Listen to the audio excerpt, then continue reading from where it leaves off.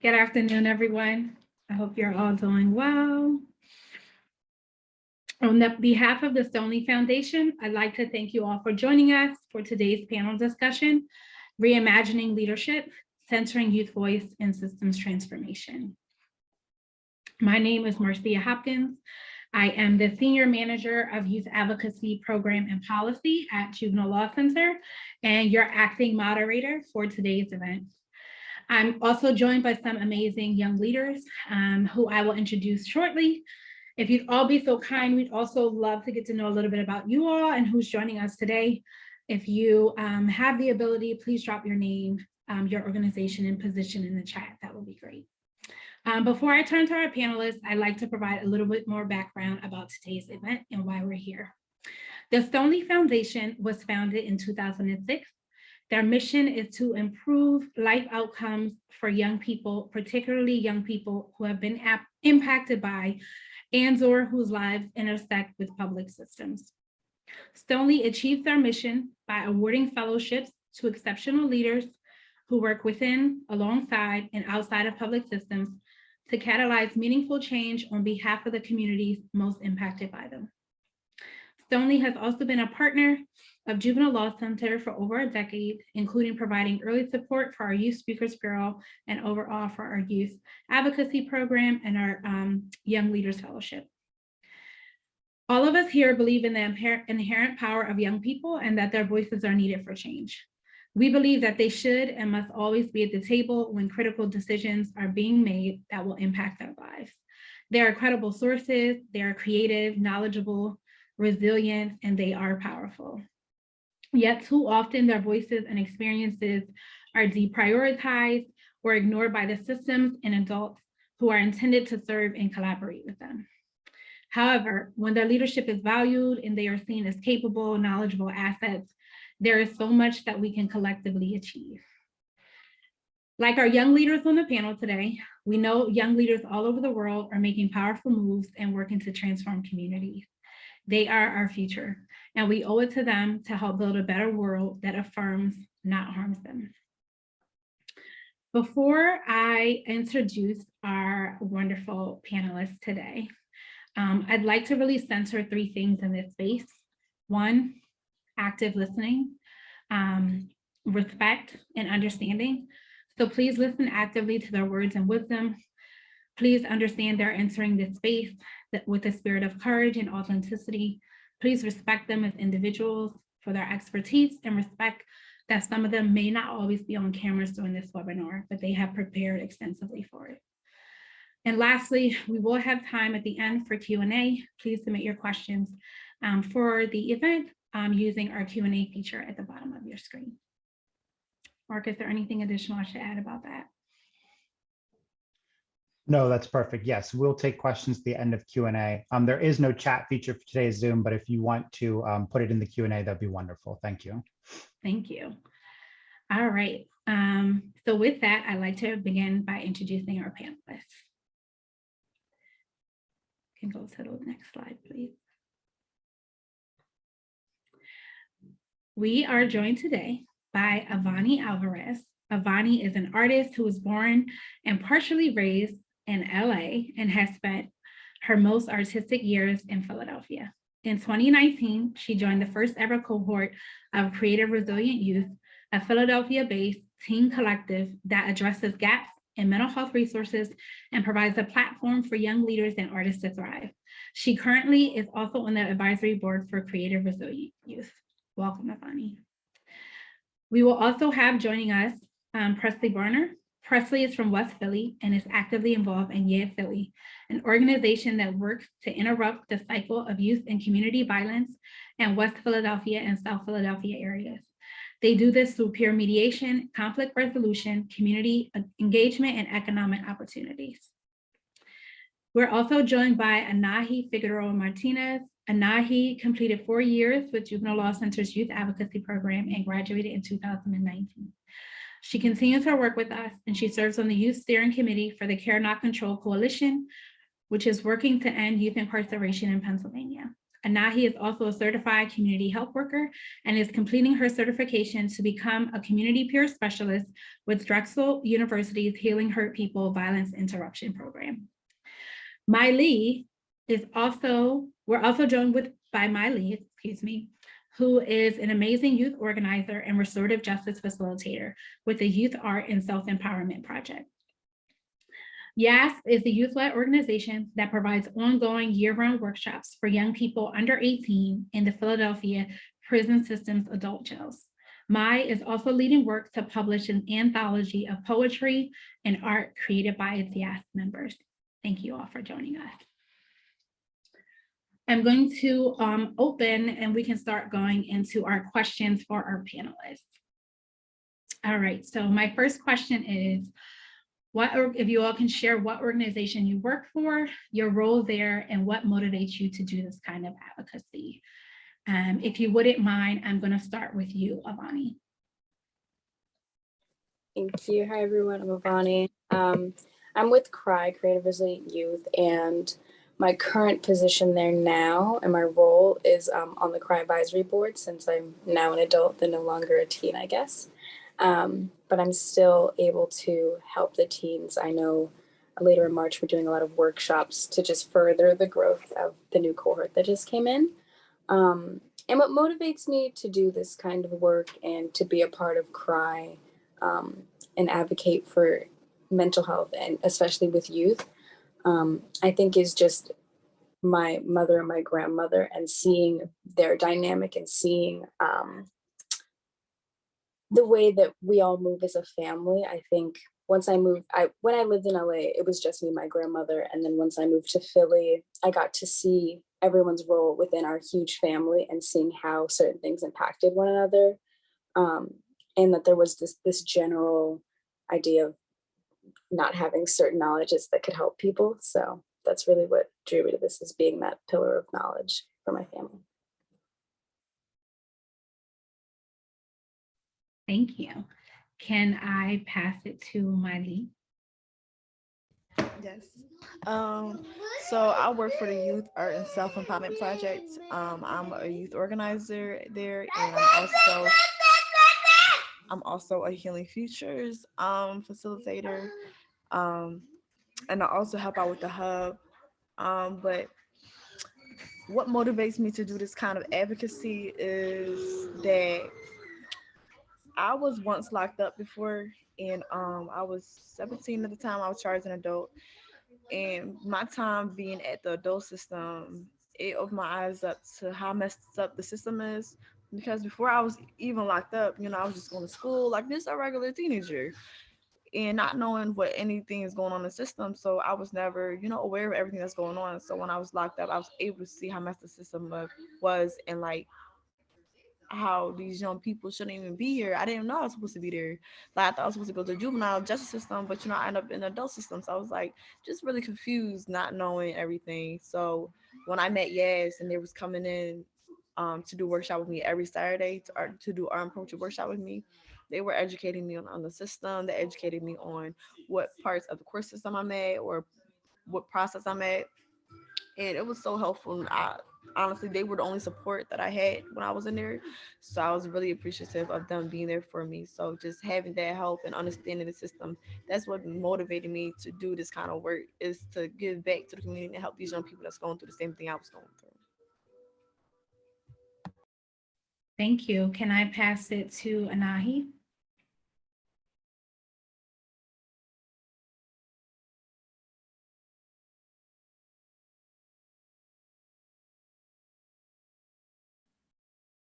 Let me know if you want me to pass it to Presley first.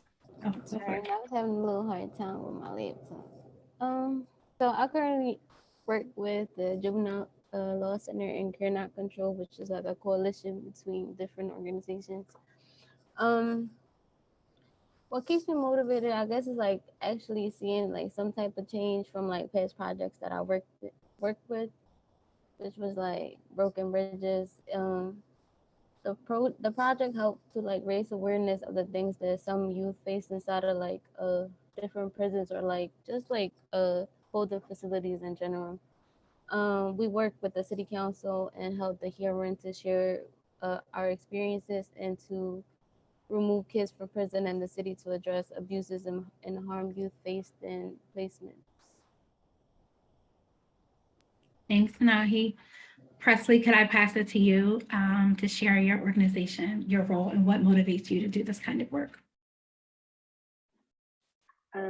Yes. So hi everyone. My name is Presley. I work with Philly, and we don't have roles at Philly. It's pretty much the founders, the staff, and the children, like the youth that needs help. So at Philly, what we do is we give back a lot to the community, and we help kids that are in the juvenile system. So pretty much us helping kids in the juvenile system pretty much means like whatever kid that's like fighting a case or was locked up and is kind of being overcharged.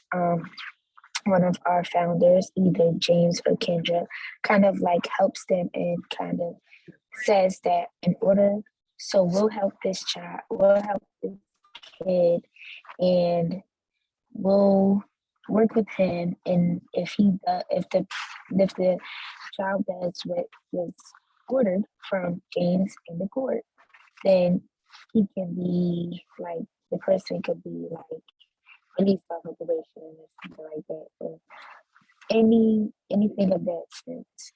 And the reason why I got involved with it was because at a point in time, my brother, he got mixed up in some things, and like my mom was kind of like lost, like she didn't know what to do, and we really didn't have that much help besides a small CHOP program that it helped, but it wasn't as helpful. So that's the reason why I got involved in what Philly does today. Thanks, Presley. I appreciate y'all sharing your stories and what really brings you here. All right, we can go to our next question. What are some of the biggest challenges you all see in doing this kind of advocacy and system change work as a young leader? I'm going to open it up and pass it to Mai first. Thanks, Marcía. Some of the biggest challenges in this kind of work as a young leader, I would say like just being able to, like, I know in the beginning when I first started doing this work, it was like kind of hard voicing myself, because I felt like being a young person, being in a space where like, people who were older than me, I felt like they were going to listen to me, because sometimes as an adult, sometimes I learned growing up like, oh yeah, you're a child, you don't know what you're saying, or you're still young, you don't know what you're saying. So sometimes being in this space, it's kind of intimidating, being around other adult people, just the fact that you don't know if they're listening to you or actually paying attention to what you're actually saying, because sometimes we know what we're talking about, because it's just the type of work we do. So that's just some of the biggest challenges. Also, another one I would say, I think that's the only thing. So Yeah, no, that's a huge challenge and one that we all need to work through. Thanks, Mai. Can I pass it to Anahi to answer this question as well?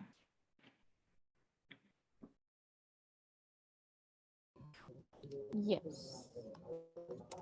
Some challenges that I faced was, I guess, like repetition. Like a lot of times we work with like different advocates and we have to like keep constantly repeating ourselves. I mean, it's kind of hard to make like a grown person understand like what young people have faced while being in the justice system when they don't have any types of experience in it. So I kind of feel like sometimes we're not taken seriously because we might not have like the proper background. So they kind of just, I guess, like not really listen to us the way they should. That's it. I appreciate that. That's why we having this forum today, right? Everybody needs to be listening and hearing in. Avani, can I pass it to you to answer the same question?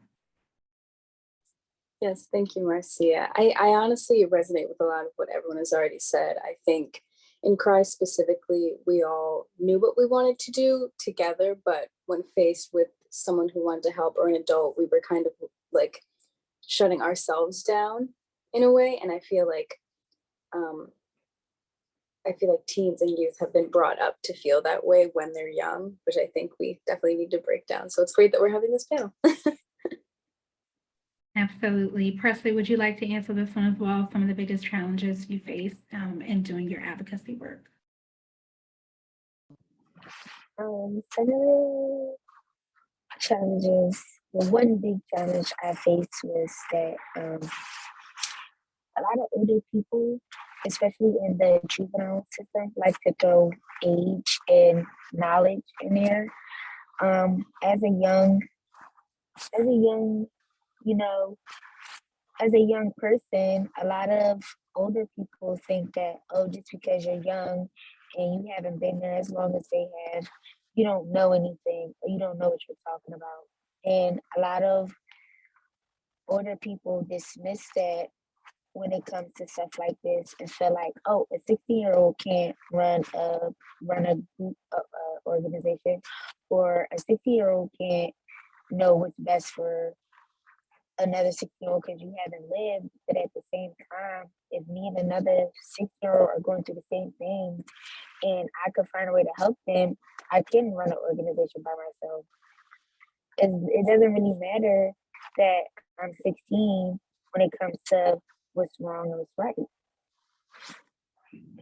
So Absolutely. Thank you. We also know leaders aren't built overnight, right? Like it takes time, and we all should have the energy and things poured into us. We can go to the next question, please. All right. So what strategies do you all use to advocate on behalf of other young people? And I know I have a few speakers designated to answer this question. So could I ask you to answer this question first, if you don't mind? Yeah, I can. Some strategies that my organization use is we first launched the Youth Hub. That's a hub that supports young people that is going through the system or has a case currently. Um, of course, we don't turn down anybody that's older than, if they're under 18. We still try to support them, or we try to show them other hubs that might able to help them out. But our hub is mainly focused on young people and being able to support these young people and show the public dang, the community even help these young people and help them through the case. Why can't everybody else can? That's something we present to the public too, like the hub works, how it helps young people in navigating everything. Because I wish I had that when I was locked up. That's a resource. um Another strategy that we use is Healing Futures. That's the program that I facilitate with.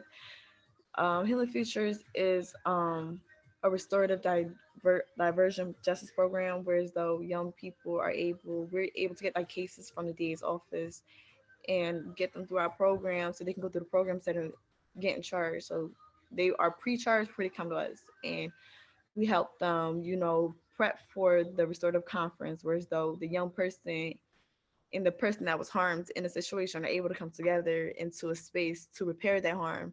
What ways can this young person repair that harm? And what ways can we support and things like that? So it's just important to repair that harm and helping that young person take accountability, because when a young person locked up, you're not taking accountability for anything you did. You're just sitting in a cell.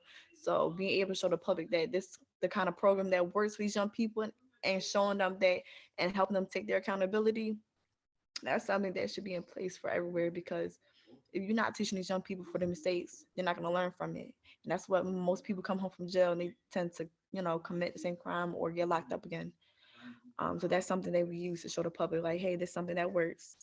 Another strategy that we use is meeting with legislators, meeting with them, explaining to them, like, what are the effects of being charged an adult, like Act 33. That's the act that allows young people to be charged, automatically charged an adult, as long as they're charged with like a gun, anything violent, aggravated assault, anything like that. So being able to meet with them to let them know like, hey, this is happening all around PA. Why don't we want to end this? And just meeting with them to talk about everything, and for all the young people to come out and advocate on their experience on why we need to end direct file. So those are the 3 strategies that we're using right now. That's really powerful. Thank you for sharing that, Mai, and also really the elements about restorative justice. Really appreciate that. Presley, would you also be open to answering this question as well, sharing with us some of your specific strategies from YEA? I know you shared a little bit before also. Yes. So with Year Philly, we kind of do a lot of public sharing. And what I mean by that is maybe around like March 2021, Year Philly took me and other peers to City Hall, and we protest around City Hall about the numbers of gun violence and of how many teens have been either shot or killed within the last year or two. They also took us. They also took me and a bunch of other peers up to Harrisburg, and pretty much we got to just look around Harrisburg and look around the state capitol, and we met a lot of important people that passed laws, and I think we sat in some of the sessions of law passing, and we actually that day were able to get the law passed that people under 18 are able to get their birth certificates by themselves without needing a parent or needing a guardian. So that is some of the ways that Year Philly helps the youth, or some strategies that we use to help different youth around the Philadelphia area. Awesome. Thank you so much. All right, we can go to the next question. Okay.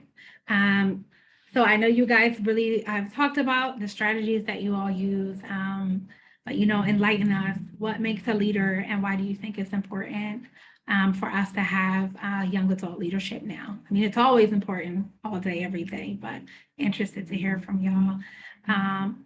Avani, can I ask you to answer first? Yes, thank you, Marcía. Thank you. I find that leaders are often great listeners and action takers, and they're great at following through with whatever mission that it is that they want to, move forward with. I think that adultism has kind of skewered what leadership and professionalism sort of is, and that it's basically that idea of leadership professionalism doesn't fit what a teen would usually fit, which isn't true, because there are so many different ways to be a leader and so many different ways to be a professional person, whatever the case may be. I think something really powerful that one of my facilitators and peers said, Bennett Kuhn, and I'm paraphrasing, he basically said that everyone is a teacher and everyone is a student, no matter what your age is, what your race is, your education or lack thereof in the institution. Everyone can learn something from someone, which I think is really important, because everyone can learn from us. We can learn from everyone else. Sorry, give me 1 second. I've been having dry eyes this morning because my heat is on, so I'm just a little but I think that when I think of professionalism, I think of a CEO at a big table with a suit and tie on, being very firm and very emotionless. And I think that we need to rewrite what that means, especially in terms of power and leadership, and as far as progressing a movement forward. I think for youth to not be seen as professional because we're young and can be passionate and emotional about things doesn't mean that we don't get things done at the same rate as other people, especially when it comes to youth and getting things done for youth by youth. Leaders also perpetuate action, and they drive action. They garner an audience to move forward with that. And I think another major thing that is a bit of an issue, but not too much, at least not in like our organizations, is that a lot of people use youth as a mascot of their organization or of their corporation instead of actually allowing us to speak what we feel. It's instead following a script that aligns with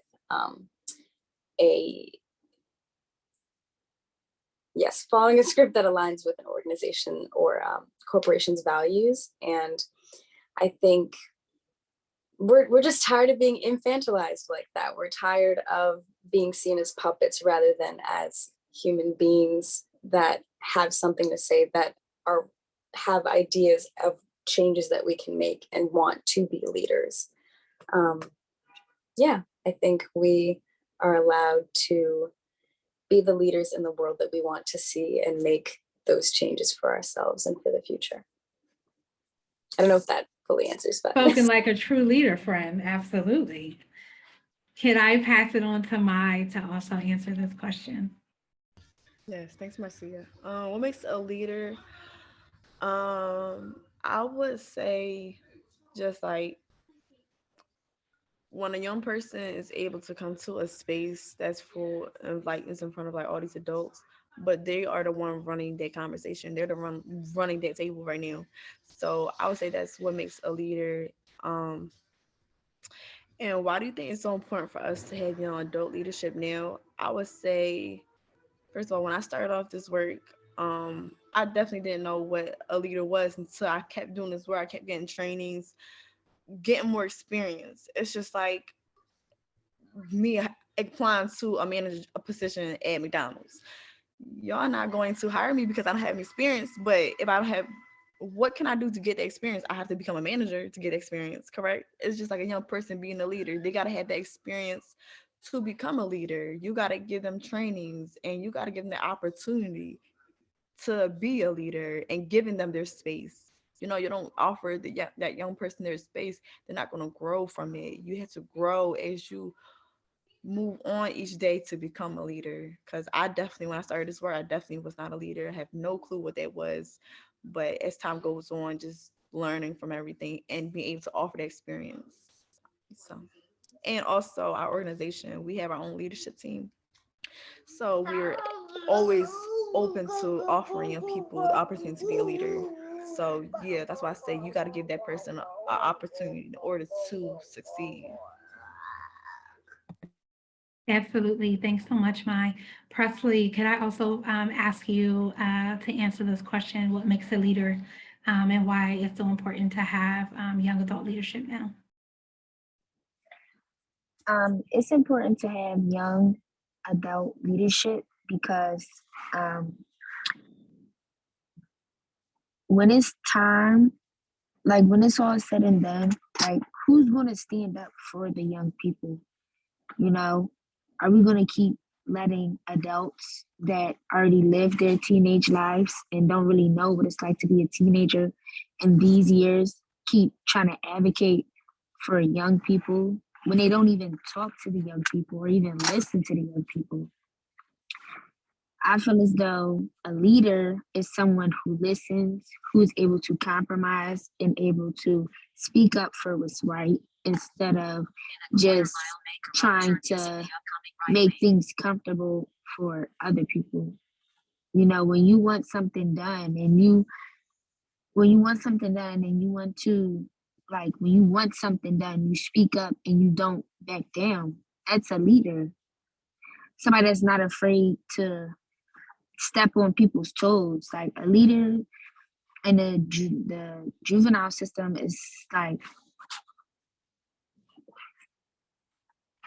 someone that's like not scared to step to them and saying like, hey, we need this type of things for the young people. And I'm not scared to just sit around and be quiet. Absolutely. Thank y'all for sharing. What y'all said is real. Now we can take a cue. We can go to the next question. All right. I'm very interested to hear your thoughts on this question. How does adultism and professionalism, and some of you have talked about this a little bit already, but how does this, stymie or sideline young people who are poised to be leaders? And Avani, I'm going to ask you to open this one up too for us, friend. Yeah, of course. As I said before, adultism has kind of skewered just our society as to what professionalism can look like in the many different ways there are to be a professional person. And being young, unfortunately, isn't one of those, isn't on that list. You can see things on the internet of like people being upset that their boss is younger than them and being like, why do I have to listen to you? You're young. You don't have, experience in life, I guess, which is a little ridiculous to assume of someone because you never know someone's life experience. My life experience can be completely different from someone who's 85, and I could have more wisdom than them on certain things. Just that's how life goes. Yeah. And I think that, again, professionalism in my mind right now in the state of the world that we are is someone very assertive with a suit and tie, a little bit cold is how I envision it. I don't know how that is for anyone else, but I don't see it as like a very warm or casual way at all. And I think that it would be really helpful to sort of lean into more humane and warmer ways of being professional, especially when it comes to leading movements and dealing with people and human beings, especially youth. We're fun. I'm going to be honest. We're fun. We're young. But we also want to get stuff done. And we know that there's serious stuff that needs to be addressed. And similar to what Presley said earlier, we know what's best for us as young people, and to have people without the experience of what it's like being young today speaking about what it's like being young today doesn't really make sense. And it's not really for us. We're the future at the end of the day, and we have to write the future that we see ourselves in, and we can't have someone else write our futures, especially if we, can't function in that one. Yeah. Absolutely. I always find it interesting. We ask adults what young people need so many times. So it's very interesting being in that space. Mai, would you also be open to answering this question as well? Yes. I would say like being in a space, like let's say I would go to like a training or like a meeting with a group of organizations, and it'd be like a whole bunch of adults, and it's just like myself. And sometimes it's hard because it's like different languages and terminologies that I don't understand or not familiar with. So being in a space when other adults are talking about certain things and using different terminologies, sometimes I'm not going to understand it because I did not go to college and I do not know every word there is. So I would say like being able to offer that space for young people to understand what those languages are. Sometimes being in space with like lawyers, they tend to have these languages that we are not familiar with. So just opening that space up to young people to understand what you're saying or what is being talked about, because sometimes that would be helpful for me. Like sometimes I was in this meeting and somebody explained to me something and I didn't understand because of a different language, and they were able to explain to me what they meant, what this language is, and how to break down everything. Because at the end of the day, we still all, sometimes as young people, some of us are still new to this kind of work. So it's helpful for other adults to open that space up for young people to understand what is being talked about, what's being said. So offering that vocabulary to them, instead of assuming that these young people know what that means in that space.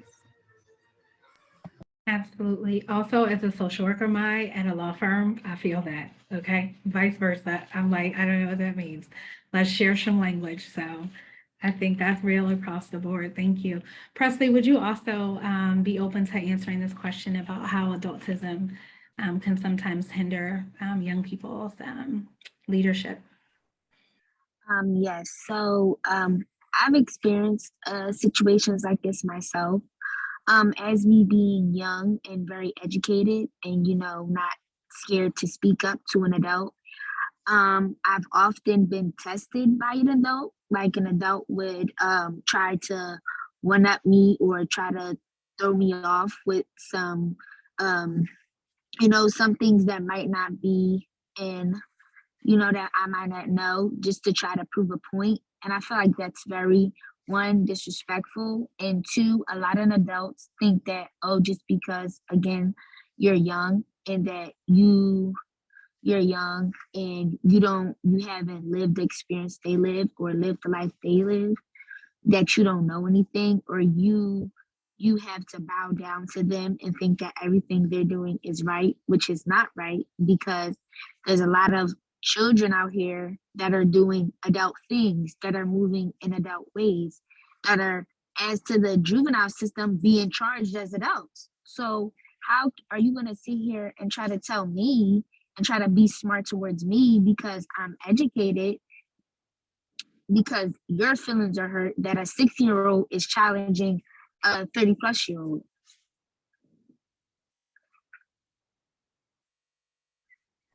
I felt that in my spirit. Thank you, Presley. No, that is true. That is factually true. Marcía, would I be able to add something to this really Yes, quickly? absolutely. I also, yes, go for it. hearing Presley talk made me realize that a lot of young people were brought, again, I think I said this before, but we're brought up to be scared of being a leader. Like, I know when I first joined CRY, when we were talking about art stuff, I was like, oh, I'll help someone with their project. I don't want to lead my own project. And then gradually I learned, like, no, this is what I want to do. I want to do my own thing for my own reasonings and help this community, this community, and this community. And I feel like Presley said, a lot of adults in my life, especially, but I'm sure it's the same elsewhere, I'm sure everyone's heard, like, you're young, you don't know anything, as a basic thing. It's just like your youth is used against you, which I don't really understand. Like, we all have experience, and sometimes that experience is derived from the person telling us down. Yeah. Can I also add something real quick? Yes.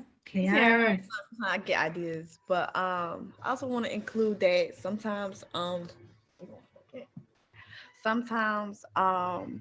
being in a space with other adults, I would say also offering opportunity for other young people to talk. As far as, like, sometimes I know adults tend to talk on and on and on and on, and sometimes don't realize, like, hey, this young person didn't speak at all. What do they have any thoughts on?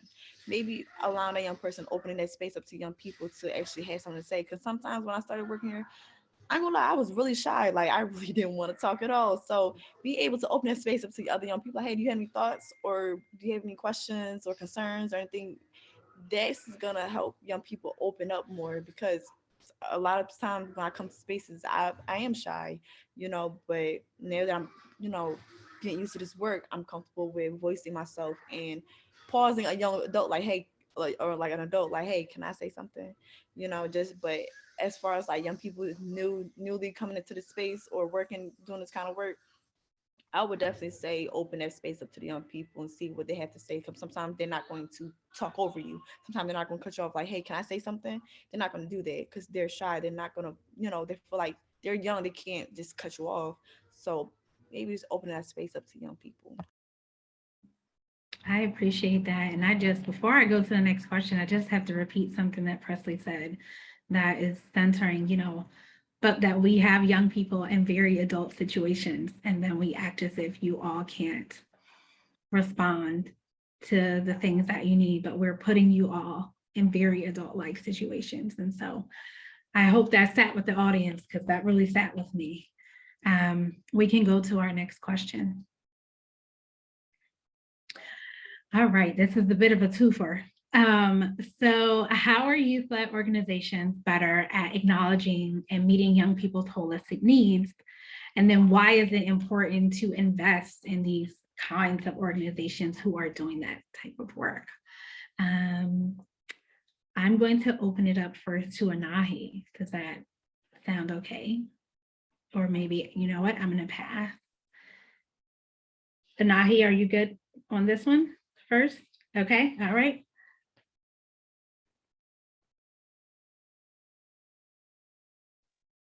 If you were talking, you were on mute. There we go. Sorry, Miss Marcía. No, it's okay. Um,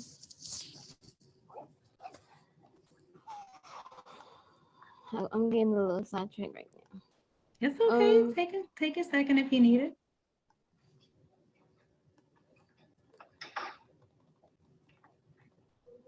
Can you repeat the question for me, please? Absolutely. How are youth-led organizations better at acknowledging and meeting young people's needs? And why is it important to invest in organizations like this? Did that?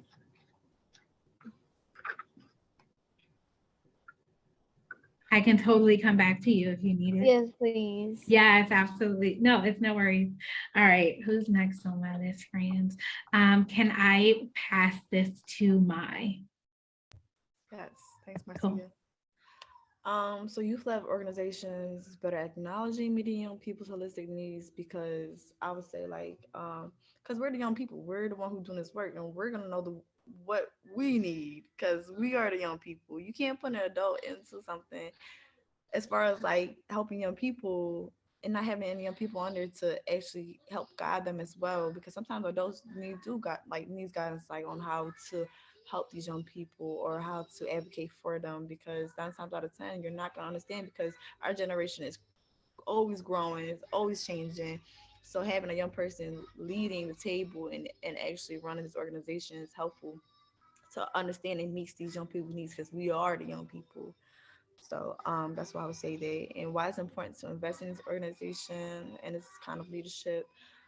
Um, Young people are the next people up as far as like the next generation. Because I'm sorry to the y'all old people, but y'all are getting old. You got what I'm saying? It's time for us to level up into that big step. So investing into these organizations is going to help these young people grow and keep learning every day, because we're still young. I'm 22, but I still need to learn and keep growing. You learn new stuff every day. So like my organization personally, like we mainly focus on young people. Like sometimes, like right now, I'm running a case by myself. Like they always offer us different opportunities to run these spaces and run our organization, and they open it up to these young people.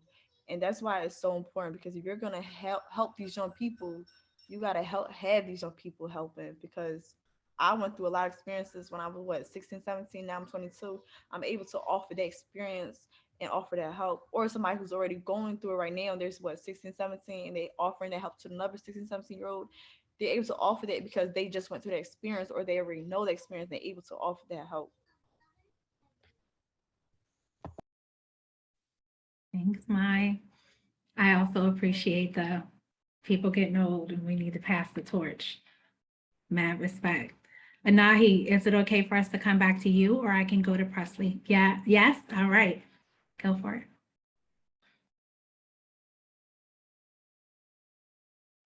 I keep forgetting that. You gotta come off mute. Yeah. That's the story of my life. Yeah, I had said yes. I said I've worked with like different organizations that are like youth focused, and they've always helped me with what I needed and whatever support they could help me with.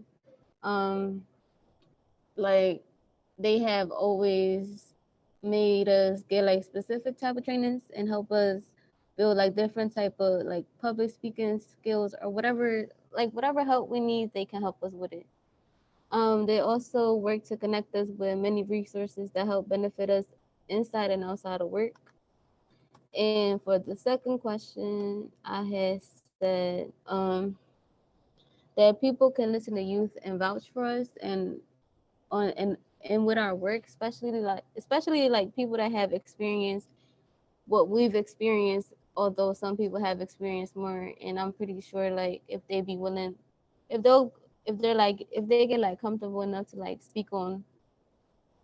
if they're comfortable enough to speak on certain stuff, they should be able to be able to do it. So that was That's real. good. Yeah, no, that was spot on the money. All right, Presley, could I pass to you to also answer, and I'll repeat it. How are youth-led organizations better at meeting young people's needs, and why is it important to invest in them?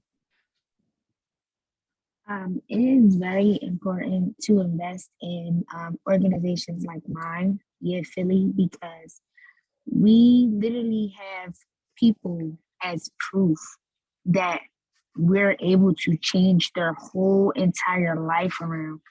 I've seen, the staff and co-founders that I work with literally change around a whole person's life, a whole person's perspective of anything. And now that one child or youth is literally doing way better than half of their whole family. It only takes that one person to plant knowledge into somebody and then for them to flourish. And if you have more and more organizations like mine, we'll have more plants flourishing all over Philadelphia, maybe even all over the city. So it's very good to invest in our children now so that we have a better tomorrow. Absolutely, friends. Thank you for sharing that, Presley, and everybody who answered that. I just want to flag for folks before we come so close, we still have some time and another question, but please drop questions in the chat because we definitely have time for our panelists to answer your questions. So that's just a reminder. All right, we can go to our next question. All right. I'm a little sad to see this close soon, but for all of you who would like to answer this question, what is one action step people can take to support your work or youth leadership? And I know some of you might have alluded to this in the previous question, but I'd love to make sure that the audience has specific actions that they can take away with today. So could I ask Avani to open up first? Thank you. Yes, thank you, Marcía. Just from my experience, I think one action step that is really helpful, especially if any of you in the audience are in any organizations or fields that could benefit any of the organizations we're in, is come to us and ask us what we need. We've had an adult ask us what we needed flat out, and we were able to be like, oh, they actually want to help us. This is what we need. This is what we need. And just fleshing it out, even if they can't give all of those things or any of those things, just to know like this is what they're looking for to help this community, to help themselves, is really, really important. Thank you. Can I pass it to Maya to answer this question as well? Yeah. No, I really don't have nothing to say. I would agree with Avani, like just asking specifically, like directly, like, hey, what do you need? Because it shows that you really care.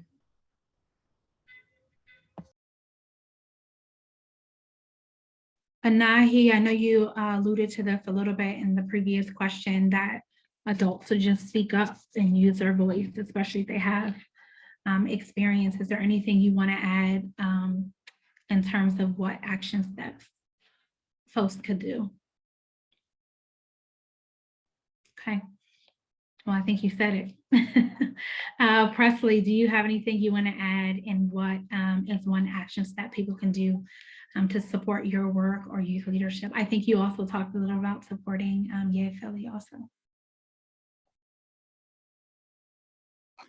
Can you repeat what you just said, please? Yes, absolutely.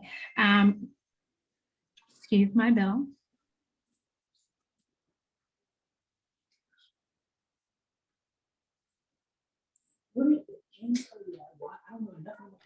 This is the joys of working from home, friends. I apologize. Presley, the question is, what is one action step people can take to support your work or youth leadership? Support, be supportive of the things that organizations are doing around the city. Try your best to help out. try to get involved in the things that we're doing. Help with our community work, give out back to the community. Like we do a lot of like pet food and groceries to the community. We do a lot of like gun locks. We give out a lot of gun locks. We sometimes pay bills. The best thing I really could say is just kind of like support. Absolutely. I think that is direct and to the point, and thank you for your patience. I apologize again for my bell. All right. I want to thank you all again. I wish there was a function for all of you to hear us clap. You all are amazing panelists, and I feel blessed to be able to work with some of you on a weekly, daily, Anahi, and continuous basis, and really excited to have met you, Avani and Presley as well, to learn about the amazing work that you all do. And excited to just be in this space and also know that I'm collaborating even on different issues with all of you to really change the world. So I appreciate all of you.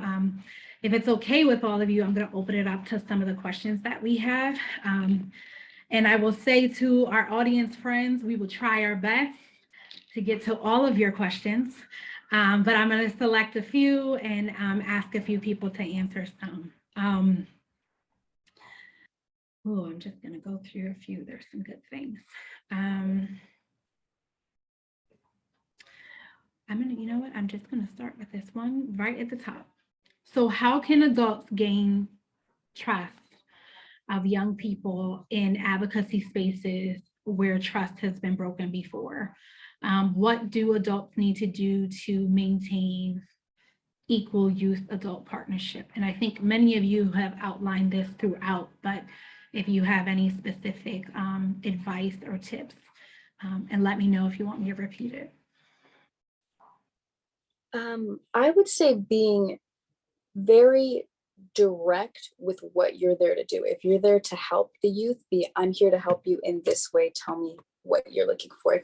If the youth or the organization or whatever you are a part of, or whoever you're trying to help, has a specific mission in mind, definitely lead with that. Lead with the fact that I know this is your mission and I want to support this. What do you need? Just being very direct and a little vulnerable about what you're doing there, I think is really helpful, because I know that was the case with not that we lost trust, but just as youth, it was a little scary, but having someone come in and just be like, hey, I'm here to do this. What do you want from me?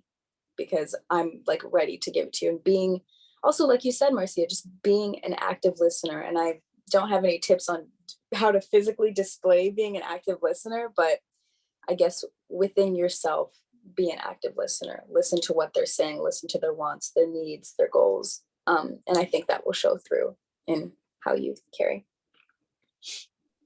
Absolutely. Does anyone else want to respond to this question?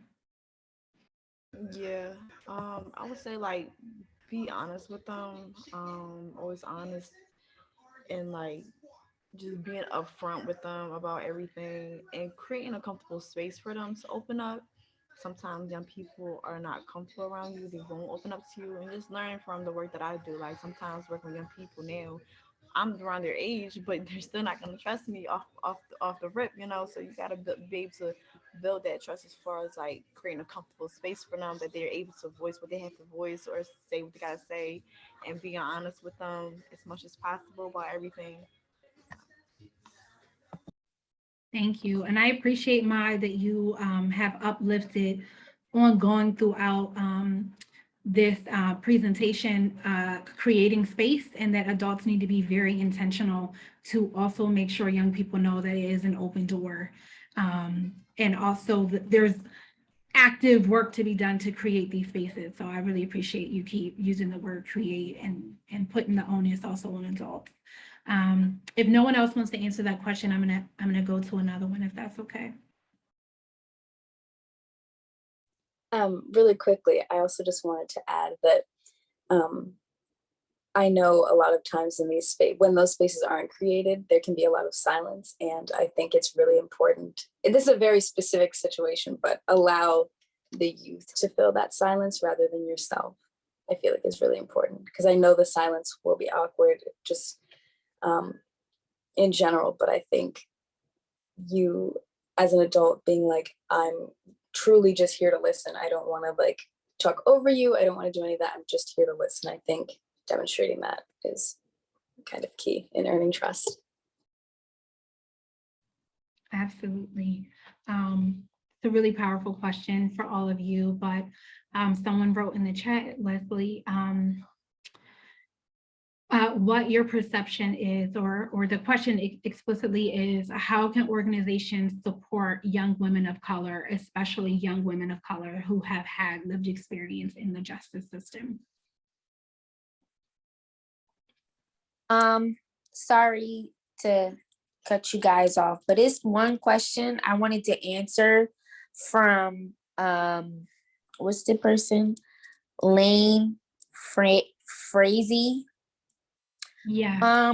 To answer. Oh, Presley, would you? Oh, go for it. We'll come back to the other question. Go ahead. I'm sorry. No, it's okay. Go ahead. To answer your question, Mrs. or Mr. Frazee, what would be the best option for people that give out money to youth organizations is pretty much to stop limiting what we can do with the money. Because a lot of times you guys give us a budget of money, and when we get that money, oh, we can only use it here, or we can only use it there. And you know, that kind of limits some of the things that the youth organizations can do for the young people to help us in a way they know how, or in a way we need to be helped. So if you're going to give money, give the money, and don't try to restrict it. Don't try to have restrictions on the money that you give. And if that's a problem for you, don't give any money at all. Thank you, Presley. You're welcome. No, it's a good response, because restrictive funding is hard. Does anybody else? I want to ask the one last question. I think we have time for one more. But does anyone else also want to respond to the question that Presley just answered around what funders can do to make it easier for youth-led organizers or organizations to get funding? I can answer that. I would say not putting too much requirements. I know a lot of different funders like to put requirements. Oh, like they tend to look for youth-led organizations, but they tend to put like a cap on everything and requirements, and sometimes that might be hard for certain organizations, because like if you're a funder and you're supposed to be like, you know, giving out money to youth-led organizations, why is there a cap on everything or a requirement on certain things, whereas though it stops certain organizations to get that funding? So I would say that. Yeah, thank you, Mai. I want to speak really quickly on what it said, accessing funds as like a youth in these organizations. I know that was the first bit of the question. I think having access to these funds, and even though sometimes they are like just heavily restricted, as a teen, as a 16, 17-year-old, being able to figure out how to budget and figuring out where we're going to put money in our communities to has been a really powerful experience. But again, the restrictions on said funding is really, I think, detrimental to a lot of causes that young people are trying to advocate for.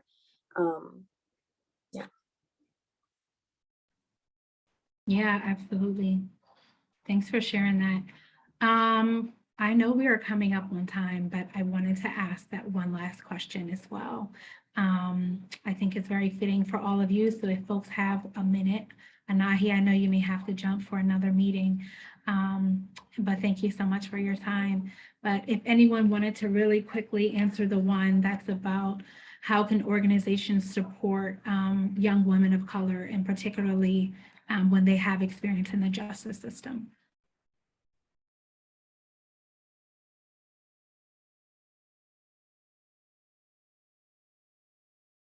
I would say just from experience, like looking and I would say offering resources and support. A lot of young women that come out from the system does not have a lot of support and a lot of resources to help them back on their feet. Sometimes when we do come home, we don't have anything at all. Like I had to work everything from scratch, So just being able to offer that support and that help, because it's like you come out to this world and everything done changed, and you don't have nothing to your name or not a dollar to your name. So just find ways to support these young ladies and women that comes out the system. Thanks, Mai. Does anyone else want to answer? Can you repeat the question? Yes, the question is, how can we support young women of color, especially young women who might be having lived experience in the justice system or coming from the justice system? How do we support young women?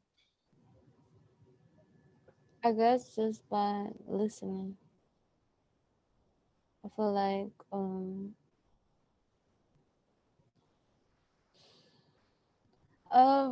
it's like I have like a lot of stuff in my head right now, but like I'm on a time limit right now, so I don't know. I guess just kind of like listening and like and going off of what Maya said, like supporting them and like also finding them resources and stuff like that. I feel like we don't get like enough of it, and then sometimes it's kind of hard for us to get resources and stuff like that. So. Absolutely. Thank you. Maybe one last response before we close.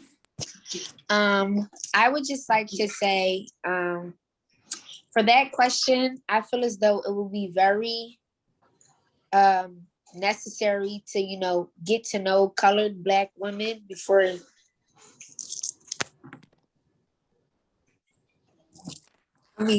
get to know Black women before you try to broadcast us in a sense of,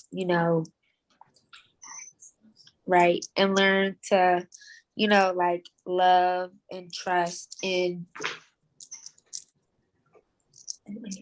understanding of us, of our experiences, we have gone through the years, the trials and tribulations before you want to just get on board and expect us to open up to people about our backgrounds and let us trust you first before we just go into being all happy and jolly with everyone. Absolutely. Thanks, Presley. I got a time reminder. We do have a little bit more time, friends. So Avani, I don't want to limit you. Would you like to answer this question? And we may have time for maybe 2 more questions as well. So sorry, friends.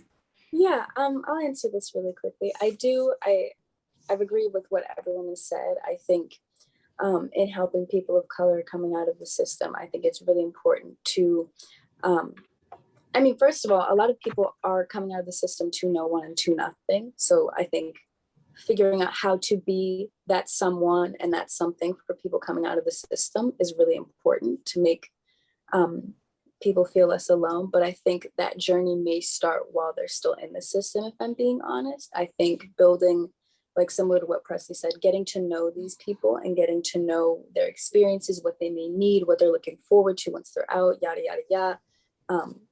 That all starts while they're still there. And I think meeting people where they're at and then helping them through that journey is really important, especially if you just want to help people grow. I think it's really good to meet them in both parts of the world. Absolutely. It's a lot of good questions now. So go for it, Mai. If there, I see some people in the question chat asking for if we don't have time to go over all the questions, is there any way for other people to get in contact with us or Yes. So I have to hop off.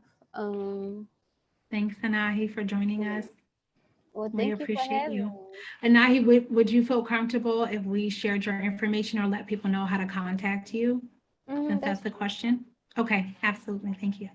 All right. Thank you. All right, take care.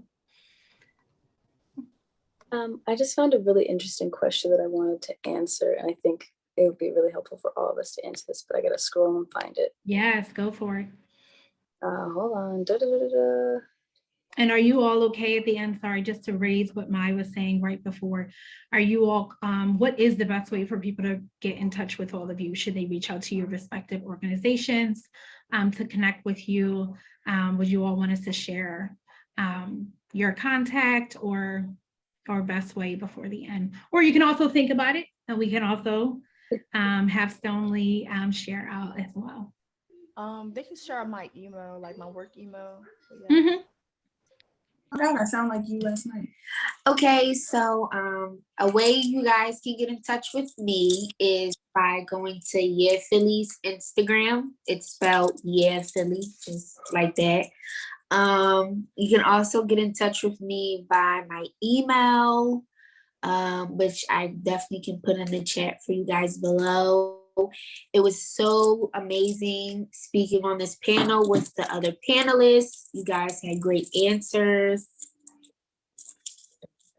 And thank you for having me. I hope everyone stays well and safe. Bye. Bye, Presley. Thank you. We'll share your information. Sorry, Avani, back to you. I know you had another one, but we'll make sure if people get all of your information and how to contact. Yeah.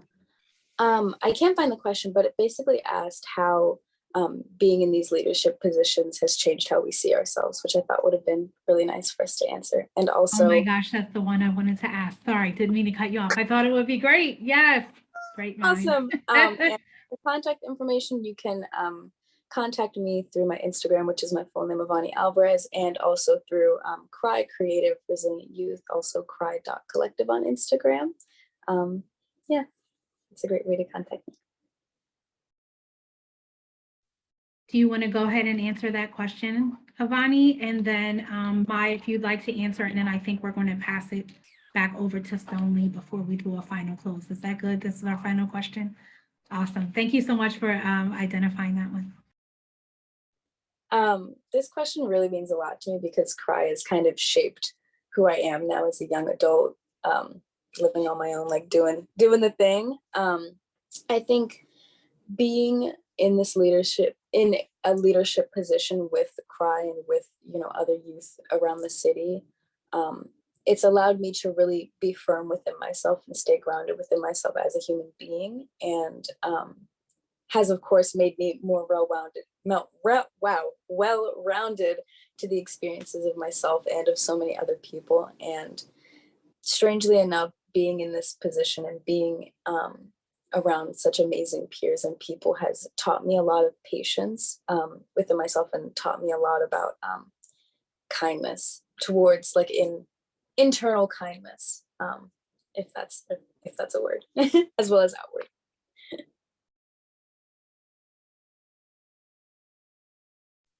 If you wanted to answer. Oh, the question? Question over for me. Yes, I'm looking for it, but I think the question essentially is, through, as you all have done this work, how has your leadership and advocacy work changed how you see yourself? I would say, so just watching myself grow up every day is it's crazy to me, because when I started off meeting with Yaz and started doing this work, I definitely didn't have a kid, which I didn't have responsibilities like that. But as time goes on in the organization, I'm stepping up into the space more, and I'm leading conversations and leading spaces, and just being like a leader. Like, so that made me step up as a person overall in life, and knowing how to manage my money. Like, it just taught me how to be a young adult. Like, I'm a young adult now, and learning the responsibilities and taking accountabilities on things. So I would say, like, doing this kind of work really helped me grow into the person I am, and I really appreciate the organization, because I see somebody in the chat offered a resource, but coming home, I didn't have a job. Nobody wanted to offer me a job because I had a record. So yes, really offered me a life opportunity that I appreciate so much, because a lot of young people that's coming out from system really needs that, because we come home, we can't get apartments, we can't get a job, we can't get nothing. So it's like it turns people into doing things to commit crimes again. So I would say I appreciate this organization so much because it helped me grow as a person, as a mom, and as a youth leader, everything overall. Because it places accountability. Like when you don't do certain things in the organization, whatever, you take accountability for that stuff, and it helps you grow and to start taking responsibility. And I feel like that would help young people because it helps with guidance. A lot of young people do need guidance, like from myself. Like sometimes I need that extra step, like, hey, Ma, you need to push a little bit harder. Thanks, I needed that. A lot of young people need that, you know. Absolutely. Thank you so much for you both sharing that. Again, I feel blessed to be in this space with all of you. I believe I'm going to pass it back over to Stoneleigh to leave us with some closing remarks. And Ronnie Boom is here to speak with us. Thanks so much, Marcía. This was an amazing set of speakers today. And you know, we've all learned so much from you. And, you know, finishing off the way you did, you know, I really, I don't know how to express my gratitude. It was really terrific. I'm Ronnie Bloom. I'm the Executive Director of the Stoneleigh Foundation. And on behalf of Stoneleigh Foundation staff and Board of Directors, I'd like to thank this phenomenal lineup of speakers. And please pass on to those who aren't here our gratitude. Avani, Presley, Mai, and Anahi. For sharing your insights and your really powerful perspectives on youth leadership and advocacy this afternoon. You are clearly each already very impressive leaders in your own right, and we're so excited to hear more about what you accomplish in the future. And I'd like to thank Marcía for her stellar moderation of today's discussion. Honestly, I feel that we could go on for at least another hour to get through some of these questions, because I think we were just warming up, to be honest. And you really have just done such a remarkable job of bringing all of these folks out and bringing the responses from our attendees as well. We're so honored to count you and the Juvenile Law Center among Stoneleigh's longtime partners and trusted advisors. Thank you for your wisdom and for your transformational work. And finally, I'd like to thank everyone who's tuned into the Stoneleigh Foundation's Reimagining event series over the last several months. We hope you leave today's session with two things. First, a renewed commitment to seek out and center the voices of young leaders and to listen to them. That's certainly something that I'm coming away with for sure. And second, at least one specific action step that you can apply to your own systems change work. We at the Stoneleigh Foundation firmly believe that by valuing the inherent expertise and assets that young people possess, we can strengthen system reforms and elevate youth as agents of community transformation. For more information about the work of the Stoneleigh Foundation and our Systems Change Fellows, please visit stoneleigfoundation.org. And with that, thank you again for joining us, and please stay tuned for more information about our next event. Take care, everyone. Bye-bye. Thanks so much, Ronnie. Thank you, Stoneleigh. Thanks, Avani and Mai.